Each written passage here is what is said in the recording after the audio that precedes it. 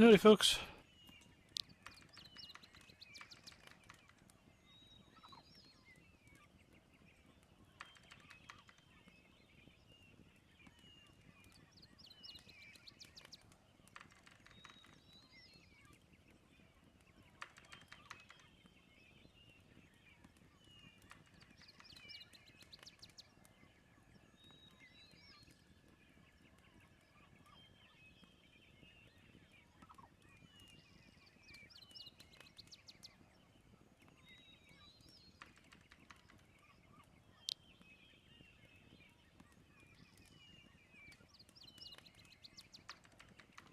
Yeah, I have voice. I just didn't have it on.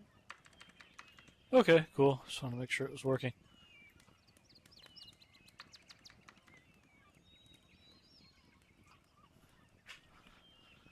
Hey, Medu, back in elephant mode.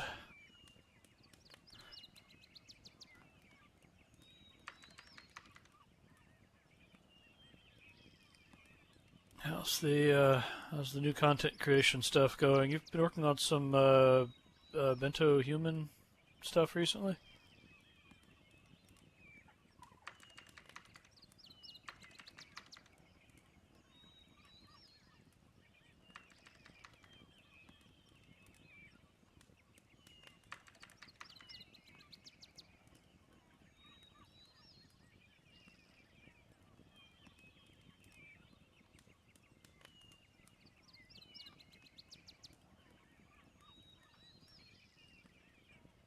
All right. Well, we should have quite a bit of time this week for open discussion if there are things people want to discuss. Most of my time recently has just been trying to dig into the possibly elevated crash rates with the ACID HTTP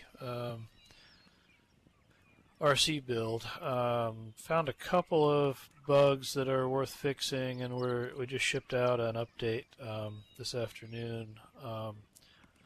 So we'll keep an eye on that and see if it has an impact on how the thing performs. Let's see. We talked last week about whether there were any announcements about upcoming work, and there weren't. I'm hoping we'll be able to talk more about that stuff in the not too distant future, but no update on that this week.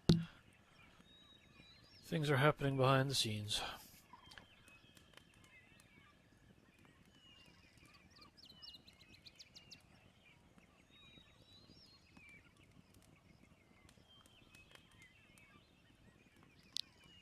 Other than that, I guess it's open season. Maybe I shouldn't say it in front of an elephant, but anybody who wants to talk about anything, it's a good time to do it.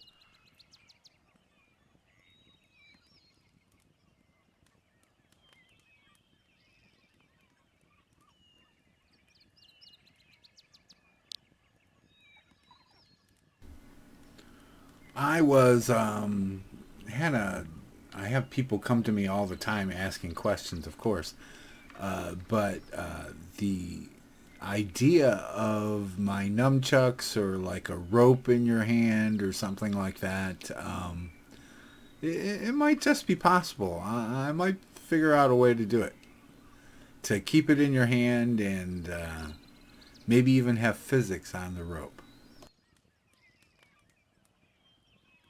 That sounds pretty cool. So the problem you've run into is that the bones you're trying to move aren't children of the hand bones, and so they don't kind of follow along properly. Right, right. But I might be able to do it with a funky rig. But uh, this is all time permitting. I have way too much work to play around. But as soon as I have time, I might try and figure it out. Yeah, that sounds really neat.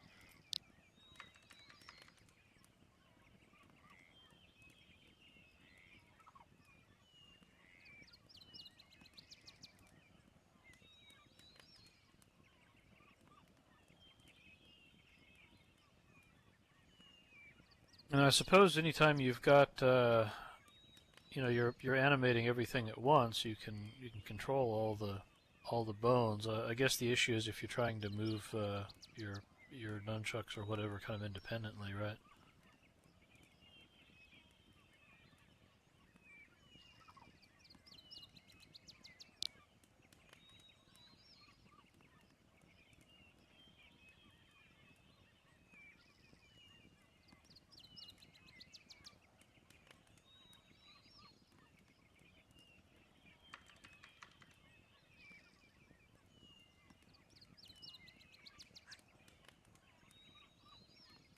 Right.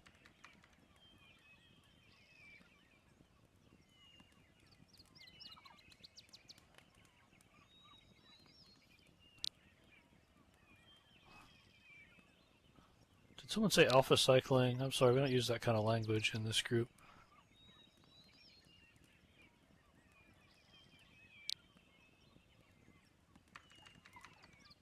Hey Troy, can you hear us okay? Animated Miz. I can. Yeah, can you hear me? Yeah. Any updates this week? Sweet. I don't have anything Bento specific. I'm just kind of dropping in. I feel like I haven't been around for a while, so yeah, I'll just sit back and be a fly.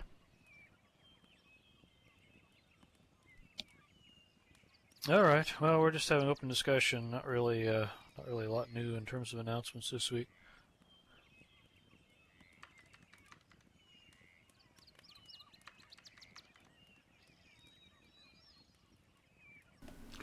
$14 people watching on the live stream.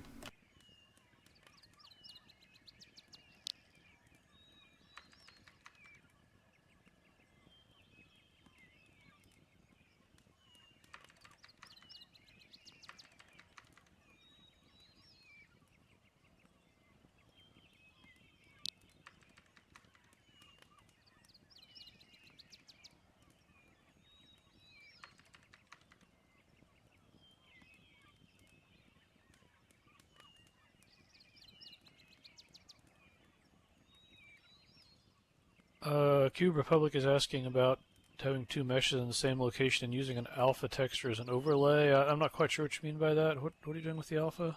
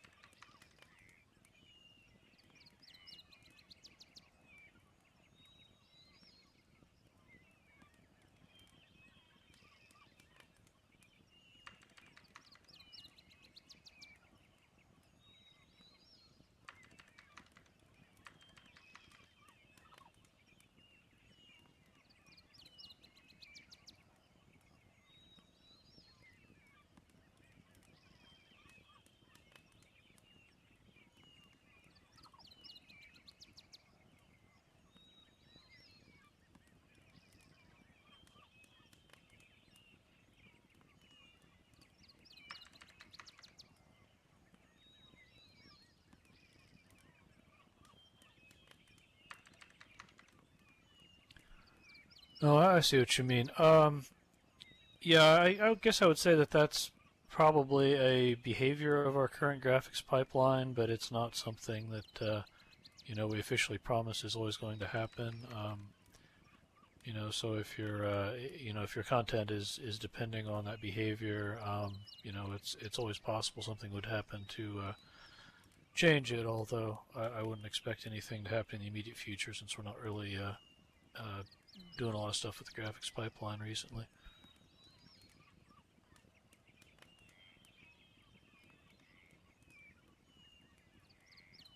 You're trying to do this to avoid Z fighting with similarly positioned meshes, like you're trying to get thin layers, that sort of thing.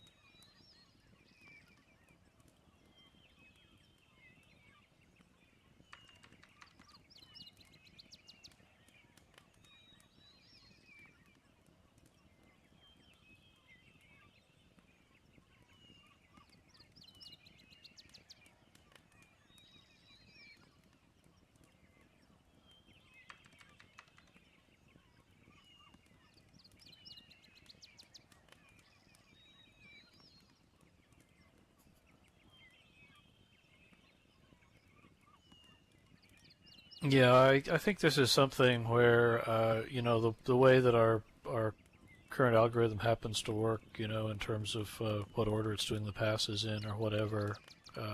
Maybe it's giving you a consistent outcome, but it's certainly not something that we're guaranteeing is always going to happen. So it's I guess if you want to design content based on the assumption it's going to act that way, then it's a little risky.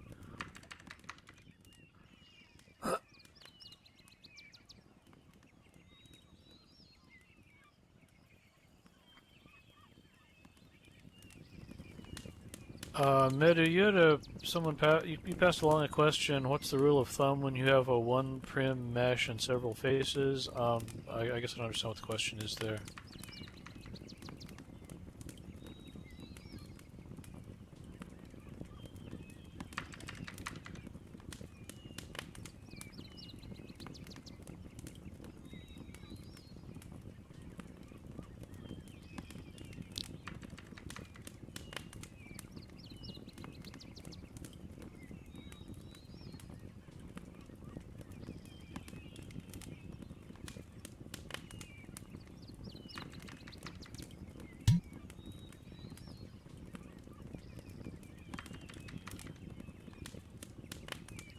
Okay. Yeah. I mean, you can have a link set containing multiple primitives, and each primitive can contain multiple faces. There is LSL support that'll let you do something like say for each prim, and then for each face within the prim, do something LL set primitive params fast to something. So if you poke around on the LSL wiki, you can probably find some examples of how to do that kind of stuff.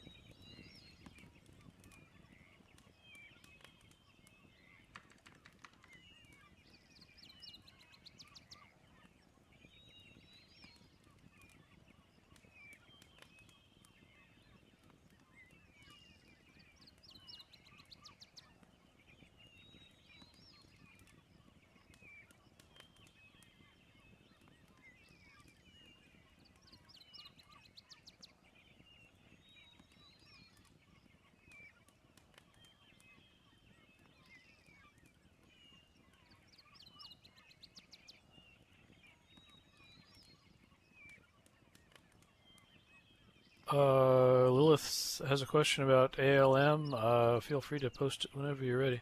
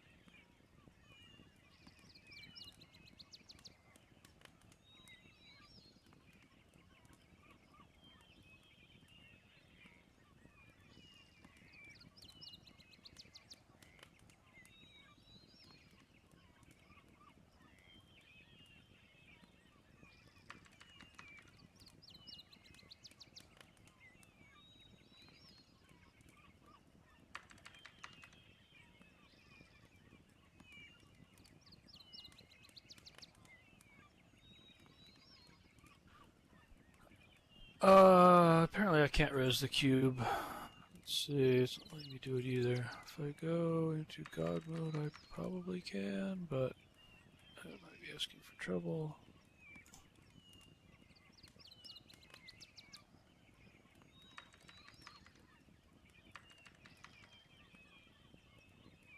Alright, stand back.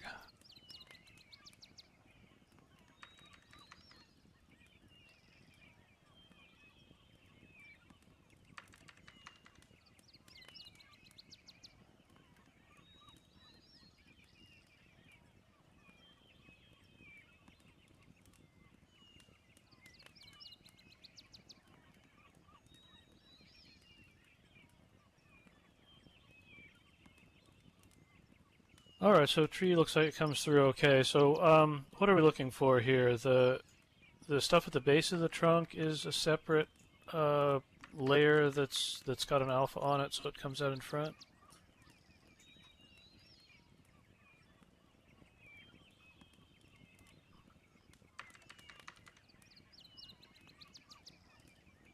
Yeah. Okay. Well, I mean, I agree that seems to work for me, but again, I wouldn't really recommend counting on that as permanent behavior. I think it's more kind of an incidental effect of the way that things are currently implemented.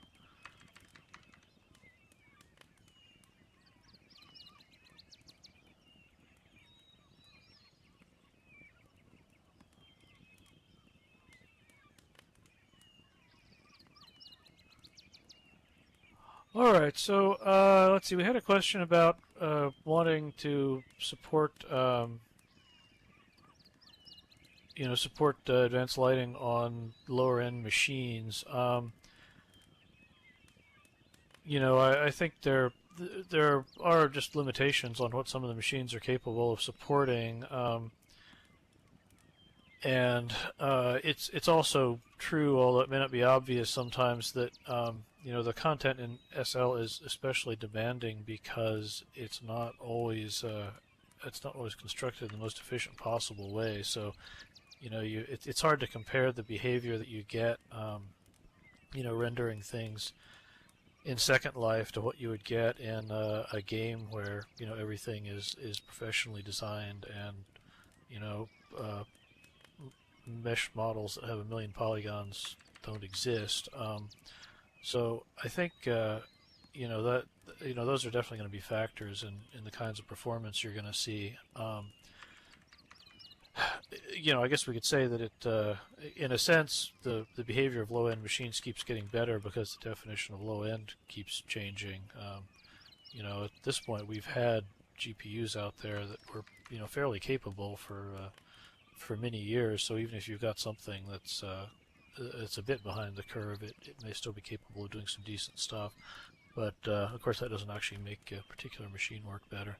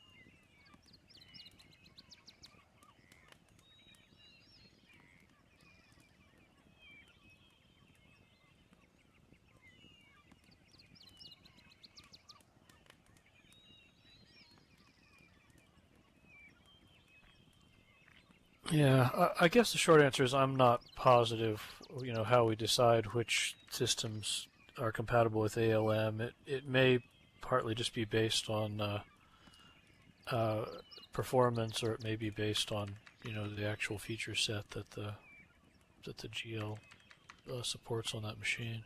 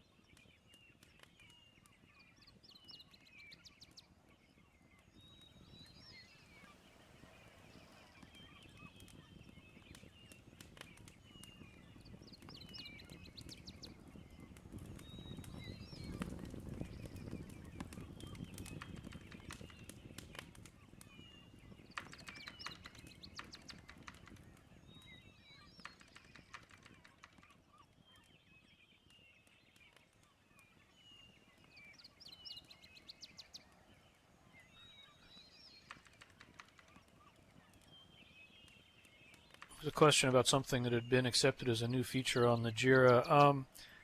I should probably clarify. We mention this every so often, what that actually means. We get a lot of Jira requests, and generally things fall into a few different buckets. One is stuff that it's pretty clear that we can't do, or that there's problems with it, and we wouldn't want to. So those things will get a reject.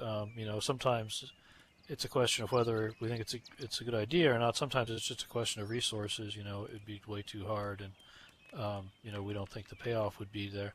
But for one reason or another, things will get turned down. But if something gets pulled in, what that means is that we're interested enough in it that it's been converted into an internal Jira, and we're tracking it internally as a possible area of work. Unfortunately, that still doesn't guarantee that we're going to be able to tackle it. We have a lot more things that we're interested in doing than we have the time and resources to do. So don't. It's probably not good to read too much into the fact that something's been imported. I mean, it shows that we're interested in it and we think it's a good idea, but it doesn't tell you anything about really if or when it's going to get implemented.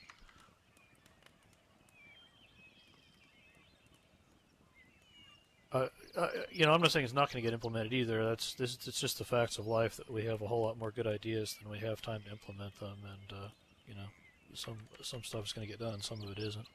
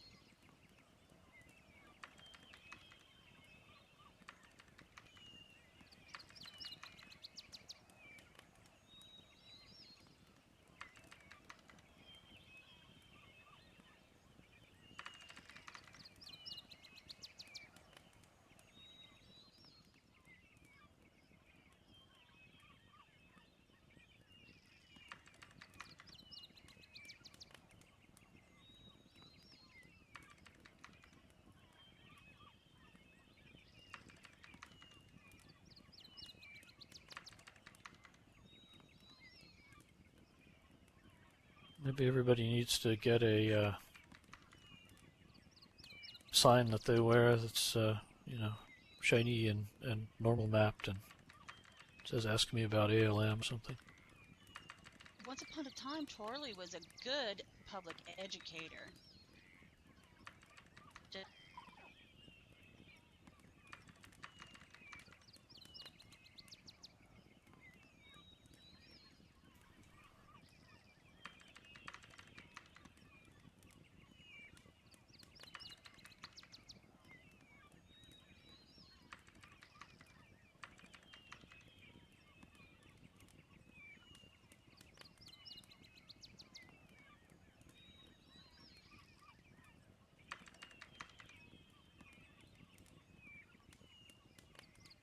More Torley. Okay, I'll pass it along.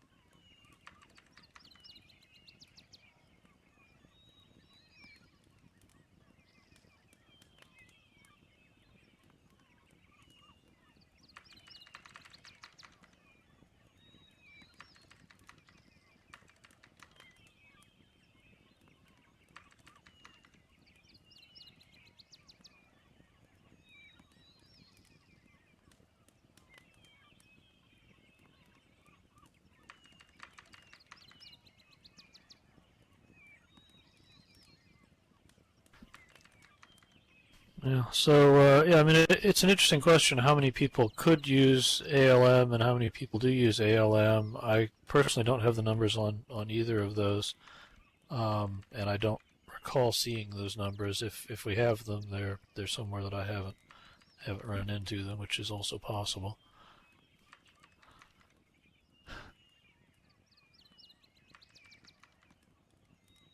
But yeah, certainly the intent and the hope is that that's supposed to be the standard. Whether or not that's the way it's actually working out.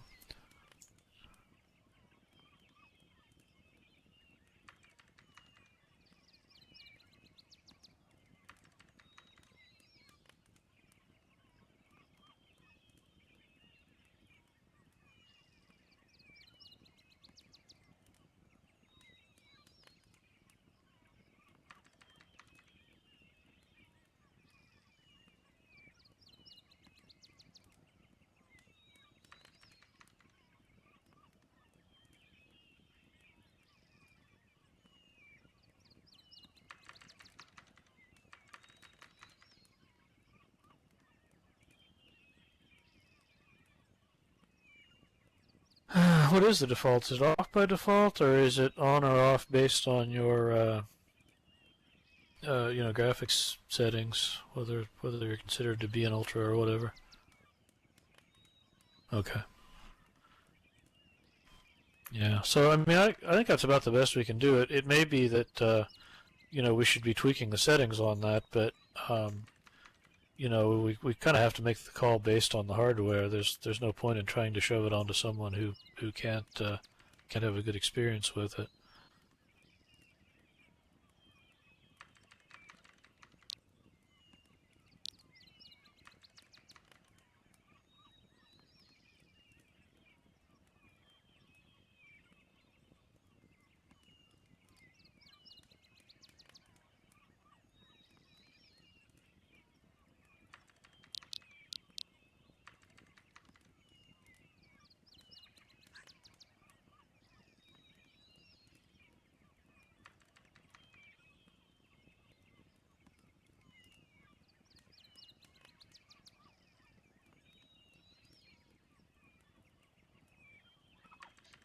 Another thing too is that you could have the greatest computer and you could have your settings on ultra low, low, low, but if your internet connection is in the dirt, you're gonna lag.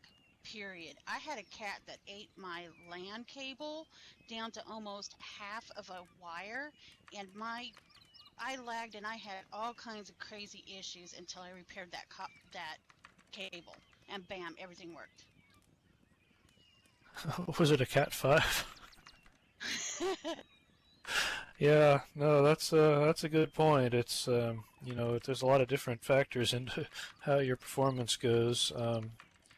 Network connection, how fast your system is overall, how good the graphics card is, how cooperative your pets are. There's a lot of factors.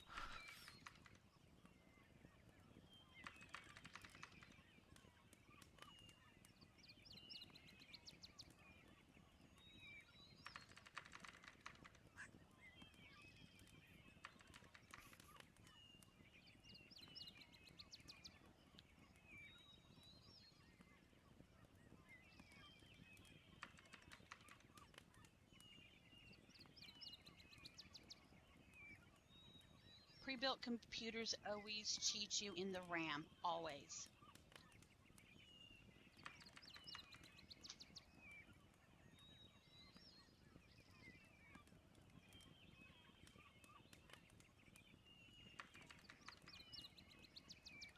Yeah, I mean, I guess the good news is that we've got enough controls that you can have some kind of experience on a very wide range of hardware. But the bad news is that means that there's a lot less consistency guarantee. If you've got a game that's targeted at people who have a system that's at most a couple of years old and sets the specs pretty aggressively, you can have a lot more consistency in the experience. But you're also shutting a lot of people out for being able to play the game at all. And given our history, we're tending much more in the other direction.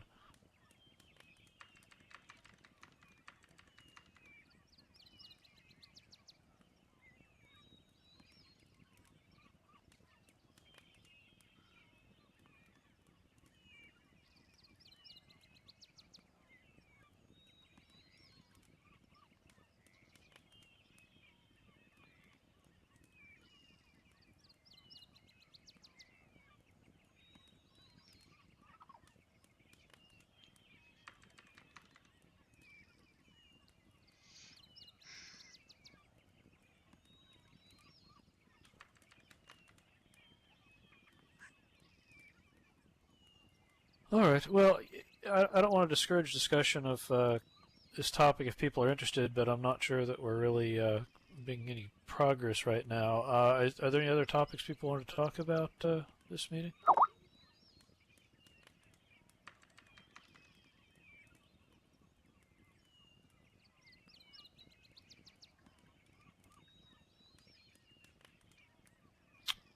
We see the supplemental animations are still in the proposed upcoming features list, and I don't have any new news on them right now.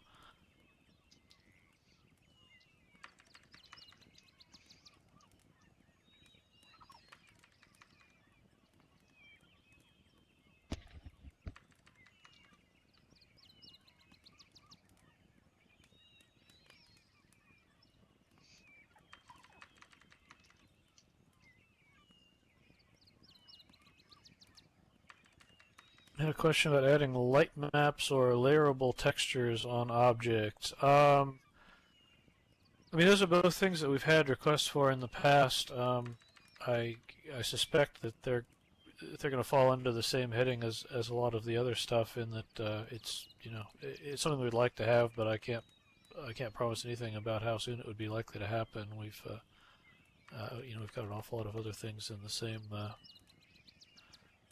bin at this point.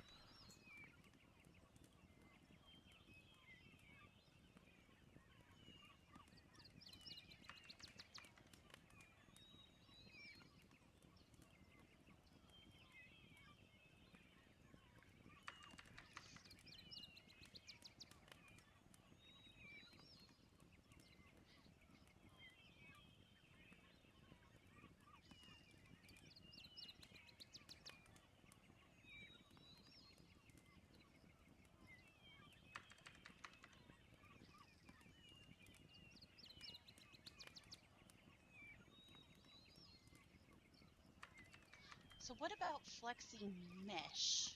And somebody mentioned earlier about animated mesh. I'm gonna just call it flexi mesh, not flexi prims, but is that even a possibility at all? Uh, first, I wouldn't call it flexi because that's a little confusing. True. The flexi is based on a particular bundle of technology that doesn't have anything to do with rigged meshes.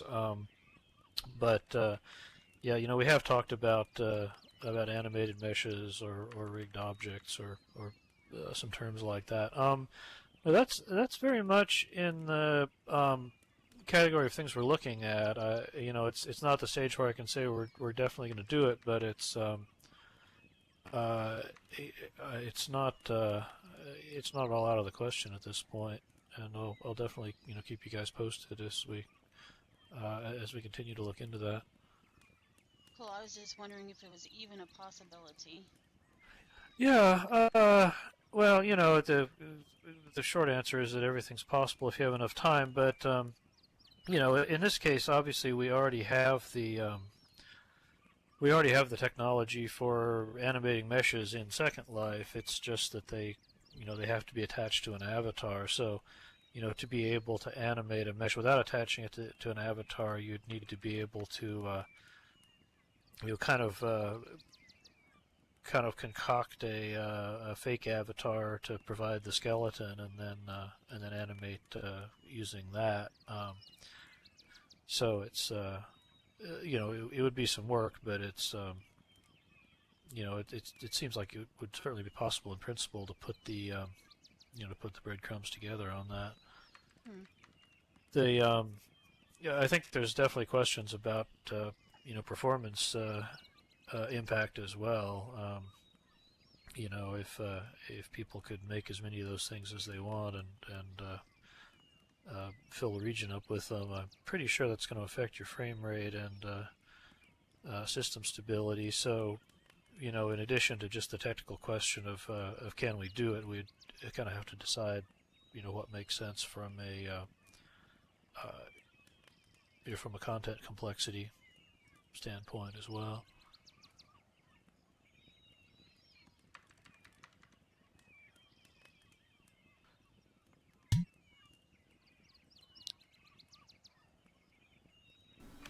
I think an NPC would be pretty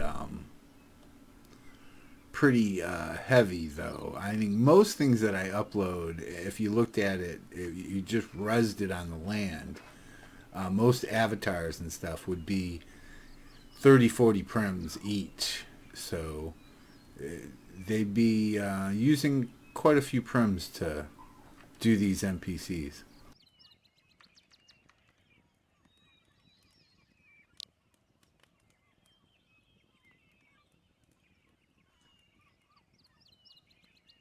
Yeah, well, it could be quite a few prims, and obviously the cost of having something be animated is higher than just having it kind of sitting around as a static object. Of course, you can make rigged objects in World now. It's just they don't move. You can res as many of them statically as you want. but they don't have anything to drive them.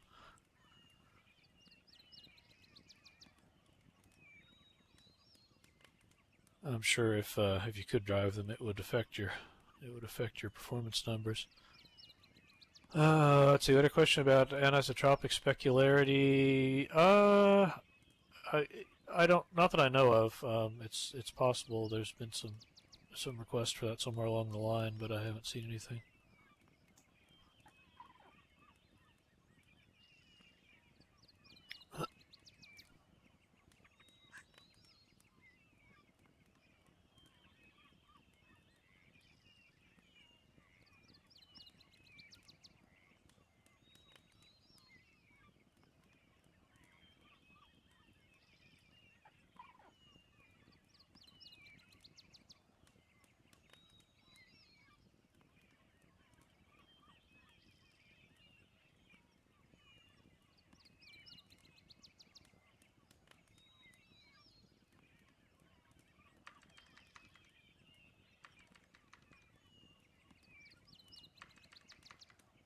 What do you mean by animated materials? Like animating the textures used for the materials?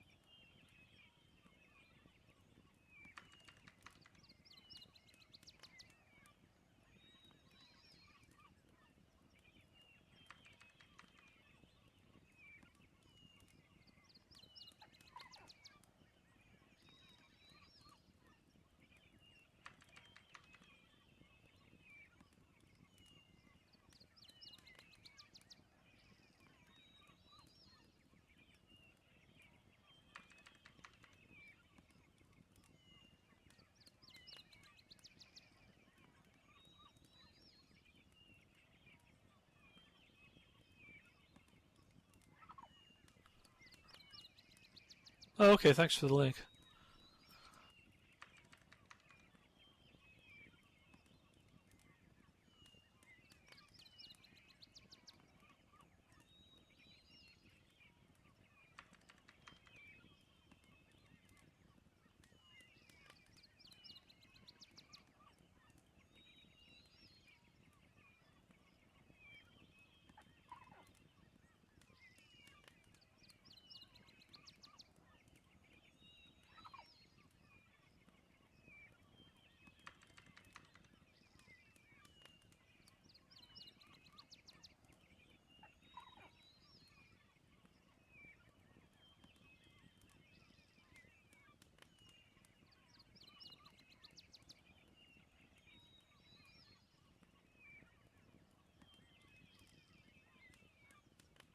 I keep hoping people will come to these meetings with a long list of things they don't want, but that rarely happens.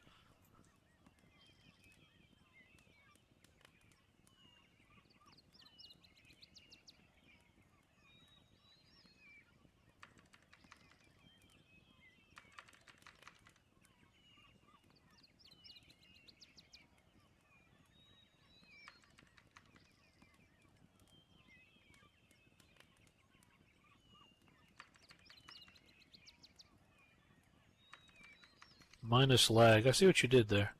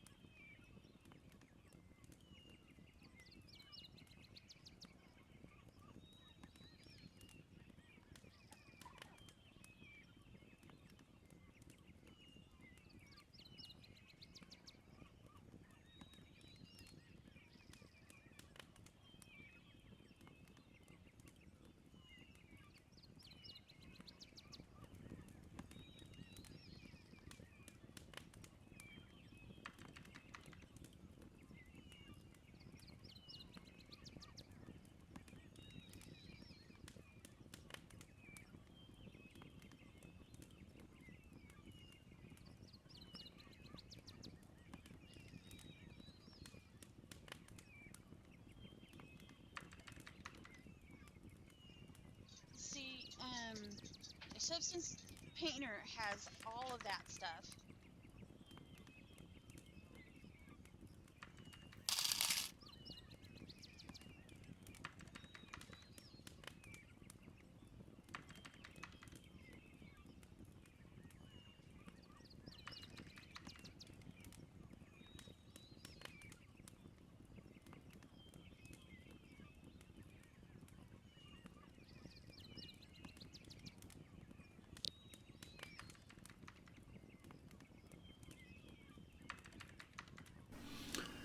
In any kind of system, though, like material system, Unity also, it's nice to have some control once you get in there, because you can make a map that you think is perfect, like a perfect specular map or a perfect normal map, but once you get it into the engine and you see how it works with the material system, it's nice to have some adjustment.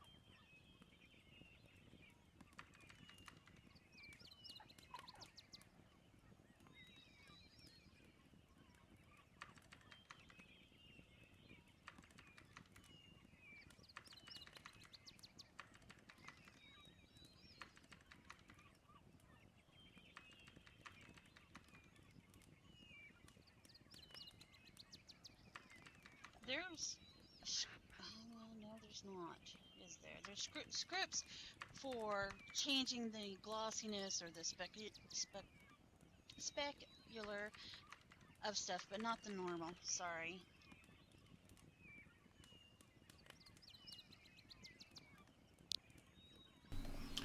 In Unity, you can change the depth on your bump maps. Yeah, because they use stuff like Substance Designer, probably Keyshot, and I mean Substance Designer has templates for exporting straight to Unity and to Unreal.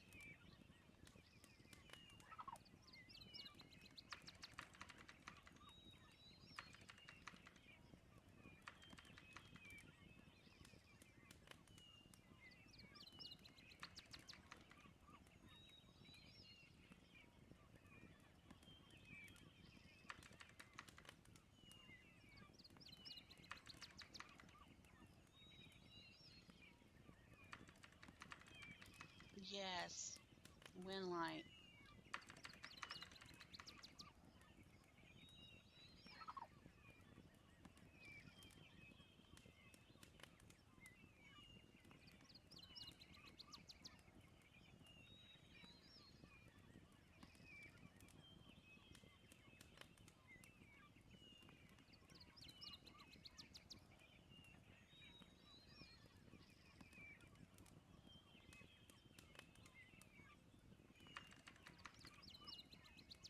All right. Well, we're about at time for this meeting.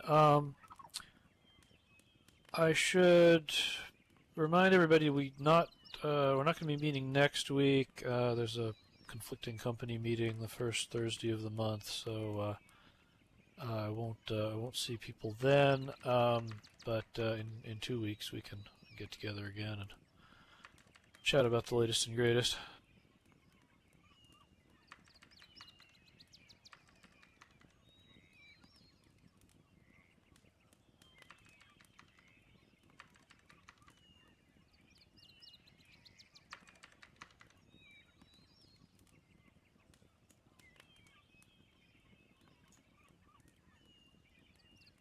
Okay, thanks, Fear.